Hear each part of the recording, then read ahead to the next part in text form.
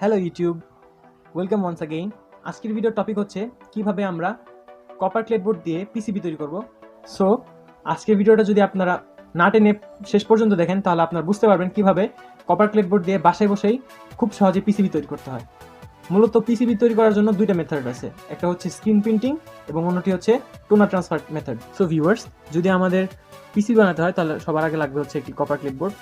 এই কপার ক্লেডবোর্ডটি আমি দারাজ থেকে কিনেছি। আপনারা যদি কিনতে চান তাহলে লিঙ্ক ডেসক্রিপশনে দেওয়া আছে, আপনারা অবশ্যই এখান থেকে চেক আউট করতে পারেন। আমরা এখানে গ্লসি পেপার অথবা ফটো পেপারের উপর লেজার প্রিন্টার দিয়ে আমাদের যে কাঙ্ক্ষিত পিডিএফ ফাইলটি আছে সেটাকে প্রিন্ট করে নিয়েছি। সো এই প্রিন্টটি আমরা ভিডিও ডেসক্রিপশন বক্সে দিয়ে দিব। বিভিন্ন সার্কিট অনুযায়ী আমাদের আরও সামনে অনেক ভিডিও আসবে যেখানে আমরা বিভিন্ন ধরনের সার্কিট তৈরি করে আপনাদের দেখাবো, এবং সেটার যে পিসিবি লেআউট সেটা আমরা ডেসক্রিপশন বক্সে প্রোভাইড করে দিব। আপনারা সেখানে ক্লিক করে ডাউনলোড করতে পারবেন এবং বাসায় বসে সেই সার্কিটটি একটি পিসিবির মাধ্যমে কমপ্লিট করতে পারবেন। সো এটা হচ্ছে আমাদের 1000 watt RMS amplifier driver section. So এটাকে আমরা এই পিসিবিতে প্রিন্ট করব। সো এই প্রিন্টের জন্য আমাদের ফটো পেপার অথবা গ্লস পেপারের উপরে লেজার প্রিন্টারের দ্বারা একটা প্রিন্ট আউট বের করতে হবে, যেটা কিনা আপনারা দেখতে পাচ্ছেন এরকম।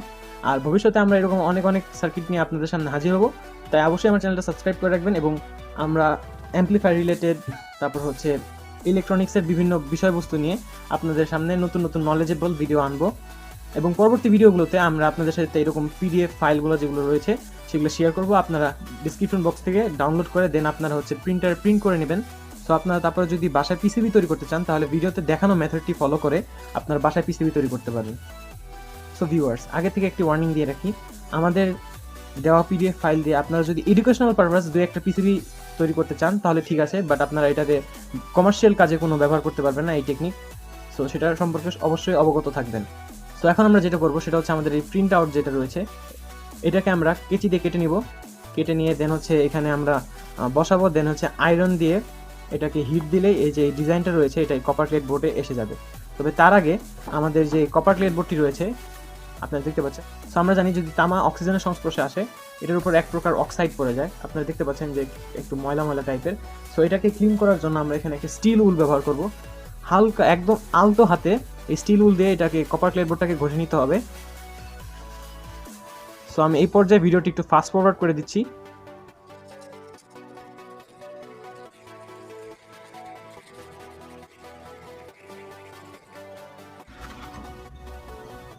সো ভিউয়ার্স, আপনারা দেখতে পাচ্ছেন আমাদের কপার ক্লেড বোর্ডটি পরিষ্কার হয়ে গেছে এবং এটাতে আরো বেশি লাইটের রিফ্লেকশন দেখা যাচ্ছে। দেখতে পাচ্ছেন এটা একদম পরিষ্কার হয়ে গেছে। এটা হচ্ছে আমাদের কপার ক্লেড বোর্ড, পুরোপুরি ক্লিন করে নিয়েছি আমরা এটাকে স্টিল উল দ্বারা। আর এটা হচ্ছে আমাদের ডিজাইন, আমরা এটাকে এটার সাইজ অনুযায়ী কেটে ছোট করে নিয়েছি। সো এখন আমরা এটাকে এটার উপরে প্রিন্ট করব। সো সেটার জন্য আমাদের দরকার হবে একটি কাপড় আয়রন করার একটি আয়রন। সো আমরা এখানে ডিজাইনটা রেখে একটা মার্কিং করে নেব। আমাদের সাইজ হচ্ছে এতটুকু কপার ক্লেড বোর্ড আমাদের লাগবে, আর বাকিটুকু আমাদের প্রয়োজন নেই। সো আমরা এটাকে হেক্সা ব্লেড দ্বারা কেটে নেব। আপনারা দেখতে পাচ্ছেন হেক্সা ব্লেড। সো ভিউয়ার্স, আপনারা দেখতে পাচ্ছেন আমরা আমাদের কপার ক্লেড বোর্ডটি আমাদের প্রয়োজন অনুযায়ী কেটে নিয়েছি। আমি চাচ্ছি এক বোর্ডেই 3টা সার্কিট আমার যেন প্রিন্ট হয়ে যায়, তার জন্য আমি এখানে ডিজাইনগুলো নিয়েছি। আপনারা দেখতে পাচ্ছেন, আর হচ্ছে সব কিছু আমার সাইজ অনুযায়ী কাটা হয়ে গেছে। সো এখন আমরা এটাকে আয়রন দিয়ে প্রেস করে এটাতে প্রিন্ট আউটটা বসাবো। তো আপনারা দেখতে থাকুন ভিডিওটিতে। আর এই ভিডিওটার এই প্রসেসটা দেখতে খুবই ইজি লাগলেও কাজটা কিন্তু বেশ খাটনি। সো অবশ্যই এই ভিডিওতে একটা লাইক দিবেন। সো ফ্রেন্ডস, আমরা কাজটা শুরু করার আগে দ্বিতীয়বারের জন্য এই স্টিল উলটি দিয়ে আবার এটাকে একটু পরিষ্কার করে নিয়েছি। এখন হচ্ছে আমাদের ডিজাইনটা আমরা বসাবো। সো এটা হচ্ছে আমাদের স্পিকার প্রোটেকশনের ডিজাইন, এবং আমাদের যে ইলেকট্রিক আয়রনটি আছে এটা সর্বোচ্চ হিট সেটিংসে এটাকে হিট করে নিতে হবে। দেন হচ্ছে আমাদের এখানে রেখে প্রেস করতে হবে। সো একবার হিট দিলে দেখবেন এটা কিছুটা এটার সাথে লেগে এসছে। হচ্ছে আমাদের এটাকে একটু চাপ দিয়ে ধরে রাখতে হবে, এটাকে একটু হিট হতে দিতে হবে।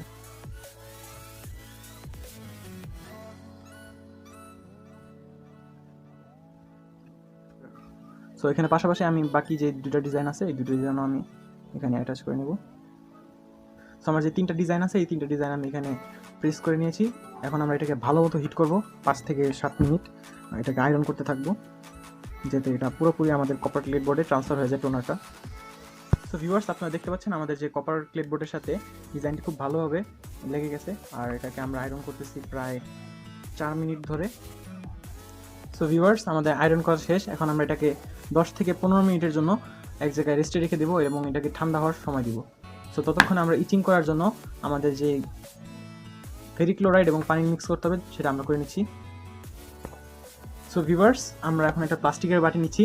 অবশ্যই আমরা ইচিং প্রসেসের সময় প্লাস্টিকের বাটি এবং প্লাস্টিকের চামচ ইউজ করব, কারণ এটাতে যদি আমরা কোনো মেটাল ইউজ করি তাহলে মেটালটা নষ্ট হয়ে যাবে। সো এটা হচ্ছে আমাদের ফেরিক ক্লোরাইডের যে কোটাটা। সো এটা দেখতে পাচ্ছেন, এটা হচ্ছে আমাদের ফেরিক ক্লোরাইড। সো এই কেমিক্যালটা ইউজ করার সময় অবশ্যই মাস্ক পরবেন এবং হাতে যেতে না লাগে সেটা দিকে খেয়াল রাখবেন। সব থেকে ভালো হয় যদি আপনি হাতে গ্লাভস পরে নিতে পারেন। সো এখন এটাকে একটা সাইড বাটিতে পানি অ্যাড করছি।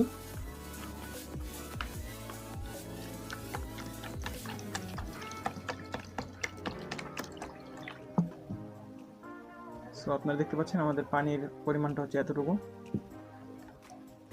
দেখাই যে এতটুকু। জাস্ট আমাদের সার্কিটটা ডিপ করতে পারলেই হয়েছে।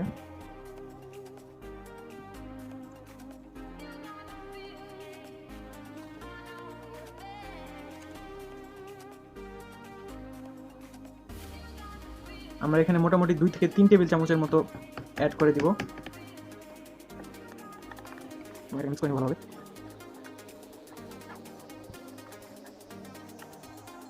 সো ফ্রেন্ডস, ইতিমধ্যে আমার যে কপার ক্লিপবোর্ডটি রয়েছে এটা একদম ঠান্ডা হয়ে গেছে, একদম নর্মাল টেম্পারেচারে এসে পড়ছে। সো এখন আমরা আরেকটি বাটি নিব। এই বাটিটিতে আমরা একটু পানি নিব। দেন আমাদের যে কপার ক্লিপবোর্ডটি রয়েছে এটার মধ্যে চুবাবো। এটা জাস্ট কাগজটা তুলে ফেলার জন্য এই প্রসেসটা করতে হইতেছে।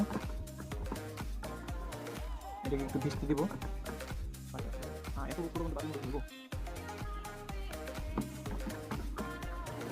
তখন আমরা যদি আপনাদের একটু দেখাই, এখানে একটু এভাবে ঘষে ঘষে উপরে যে কাগজটা রয়েছে সেই কাগজটাকে উঠে ফেলতে হবে। জাস্ট এভাবে একটু ঘষবেন, পানিতে চুপাবেন, দেন আবার একটু ঘষবেন। এভাবে স্ক্রাব করতে করতে আমাদের এই কাগজটাকে উঠাই ফেলতে হবে। আর নিচের প্রিন্টটা যেটা আছে সেটা কপার ক্লিপবোর্ডের গায়ে একদম ভালোভাবে বসে যাবে।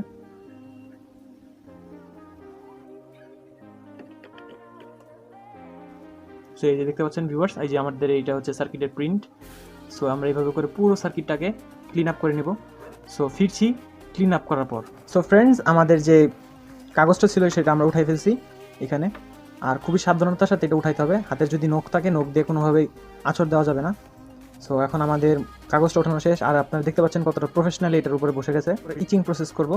সো এখানে আমি একটা ট্রে নিয়েছি, ট্রের উপরে আমরা ফেরিক ক্লোরাইডটা ঢেলে দিচ্ছি। এটাকে আমরা সেই এখানে ডুবিয়ে দিব। সো এভাবে টানা 10 থেকে 15 মিনিট এভাবে এটাকে নাড়াতে হবে, কোনোভাবে নাড়ানো স্টপ করা যাবে না। সো ফিরছি 10 থেকে 15 মিনিট পর। সো ফ্রেন্ডস, ফিরে এলাম প্রায় আধা ঘন্টা পর। সো এখন আপনাদের যদি দেখাই আমি বোর্ডটা, তাহলে আপনারা দেখতে পাচ্ছেন যে এখান থেকে পুরোপুরিভাবে কপার সরে গেছে এবং এখানে আমার যে চ্যানেলের নাম MH ইলেকট্রনিক্স, বাট এটা একটা অডিও বোর্ড, তাই আমি এখানে MH অডিও প্রিন্ট করেছি। সো আমার ব্র্যান্ডিংয়ের সাথে আমার বোর্ড একদম রেডি। এই পাশটা এখন ফাঁকা লাগছে, বাট উপরে একটা সিল্ক লেয়ার বসাবো আমরা, যাতে কম্পোনেন্টগুলো কোথায় কোনটা মাউন্ট করবো সেটা আমরা দেখতে পাই এবং আমাদের জন্য কাজটা সহজ হয়। অলরাইট, আর এখানে যে কেমিক্যালটা দেখতে পাচ্ছেন, এই যে ফেরিক ক্লোরাইডের যে পানিটা, এটা আপনারা দ্বিতীয়বার ব্যবহার করতে পারবেন, তবে এটা ঝাঁজটা একটু কমে যায়। তাই আপনারা যদি এটাকে একটু কোনোভাবে গরম করতে পারেন তাহলে এটা আর একটু ভালো কাজ করে। আবার এটাতে যদি আপনি আরেকটা সার্কিট ইচিং করতে চান তাহলে একটু সময় বেশি লাগবে, বাট এটা কাজ করবে। সো এই পানিটাকে ফেলে দেওয়ার কোনো প্রয়োজন নেই, আমরা চাইলে এটা দ্বিতীয়বারের জন্য ব্যবহার করতে পারবো। সো ভিউয়ার্স, এটা হচ্ছে আমার ফাইনাল পিসিবি। আপনারা দেখতে পাচ্ছেন এখনও এটাতে কিছু কাজ বাকি আছে, যেমন হচ্ছে এই কালিটাকে আমরা উঠাই ফেলবো থিনারের মাধ্যমে। আর এখানে যে হোলগুলো দেখছেন সেটা আমরা ড্রিল মেশিনের মাধ্যমে করব। আর এই পাশে সিল্ক লেয়ারটা বসাবো। সো এখন আমরা এই পিসিবিটার যে টোনার রয়েছে উপরে, এই টোনারটুকু আমরা উঠিয়ে ফেলবো। বাট তার আগে একটা কথা বলে নিই, আমরা যদি এখানে টোনারটা উঠিয়ে ফেলি, তারপরে যে এখানে যে কপার লেয়ারটা থাকবে, বাতাসের সংস্পর্শে থাকার কারণে কপার লেয়ারটিতে একটি অক্সাইড পড়ে যাবে, যেটা আমরা একটু আগে ঘষে পরিষ্কার করেছিলাম। সো সেটার হাত থেকে বাঁচার জন্য আমরা এখন একটা বার্নিশ তৈরি করে নেব। বার্নিশটা হবে এরকম যে আমরা এখানে রজন এবং থিনার অথবা অকটেন মিক্স করে আমরা রজনটাকে গলিয়ে নিব আর হচ্ছে এটার উপরে ব্রাশ করে নেব। এতে কি হবে, আমাদের যেই পেট্রোল বা থিনার রয়েছে সেটা বাতাসে উড়ে যাবে আর এখানে রজনের একটা আবরণ পড়বে, আর সেটা আমাদের এই বোর্ডটাকে অক্সাইড পরে হাত থেকে রক্ষা করবে। তো ফ্রেন্ডস, এখন আমরা যে বার্নিশটা বানাবো তার জন্য আমি এখানে কিছুটা রজন নিয়ে নিয়েছি। এখন আমরা এই পাত্রের মধ্যে রজনটা রাখবো, বেশ কিছুটা রজন এবং কিছুটা থিনার মিশিয়ে আমরা বার্নিশটা তৈরি করব। সো আমি এখানে খুবই সামান্য পরিমাণে বার্নিশ বানাবো, তাই আমি এতটুকু রজন নিয়ে নিয়েছি। আর এখন এটার উপরে আমি একটু থিনার দিব। তো এটা হচ্ছে থিনার, এখন একটু থিনার এখানে অ্যাড করবো, হালকা একটু থিনার। ও সেটা একটু বেশি পড়ে গেছে না, আই থিঙ্ক হবে, ঠিক আছে। সো এটাকে এখন একটু নেড়ে চেড়ে মিক্স করে নিচ্ছি। পুরোপুরি ডিজলভ হয়ে এরকম একটা তরল পদার্থ টাইপের আকার ধারণ করবে। ভিউয়ার্স, আমাদের আরও কিছুটা থিনারের প্রয়োজন, আর একটু থিনার অ্যাড করে নেব।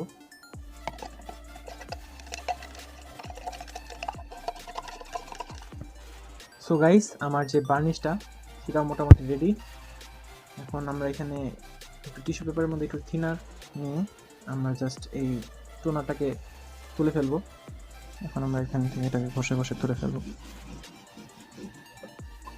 ভিউয়ার্স, দেখতে পাচ্ছেন এই যে আমাদের টোনারটা উঠে যাচ্ছে, এই দেখতে পাচ্ছেন গাইস। সো এখন আমি পুরোটা টোনার উঠানোর পরে আপনাদের সামনে ফিরছি। সো ফ্রেন্ডস, আমাদের টোনার এখান থেকে উঠানো শেষ। এখন আমরা এখানে একটু স্টিল উল দিয়ে ঘষে দেন হচ্ছে বার্নিশটা অ্যাপ্লাই করে দিব। সো ফ্রেন্ডস, আমাদের এটা ঘষা শেষ। এখন খুবই দ্রুত এটাতে বার্নিশ অ্যাপ্লাই করতে হবে।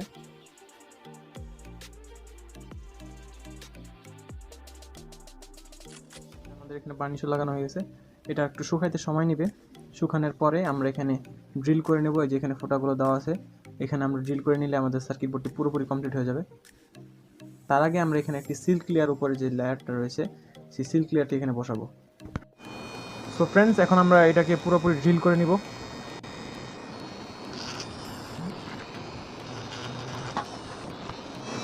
দেখতে পাচ্ছেন এখানে ড্রিল করেছি আমরা। সো পুরোটা ড্রিল করার পরে আপনাদের সামনে ফিরছি। সো ফ্রেন্ডস, আমাদের এখানে drilling process almost complete. Drill করা আমাদের শেষ। এখন শুধু উপরে সিল্ক ক্লিয়ারটা বসাইতে হবে। সিল্ক ক্লিয়ার বসানোর জন্য আমাদের যে উপরে যে একটা প্রিন্ট দেখতে পেয়েছিলেন, ওই প্রিন্টটাকে আমরা এটাকে সাইজ অনুযায়ী কেটে নিয়েছি এবং এখানে আমি দুটো হোল করেছি আর এখানে একটা হোল করেছি। সো এখানে হোল অনুযায়ী ম্যাচ করে দেন হচ্ছে ওইখানে একটা চিকন কপারের তারের টুকরো আটকে নিয়ে আমরা এখানে এটার প্লেসমেন্ট ঠিক আছে কিনা সেটা বোঝার জন্য আমাদের যে আউটপুটের অংশটা এখানে আউটপুটের সাথে রাখতে হবে।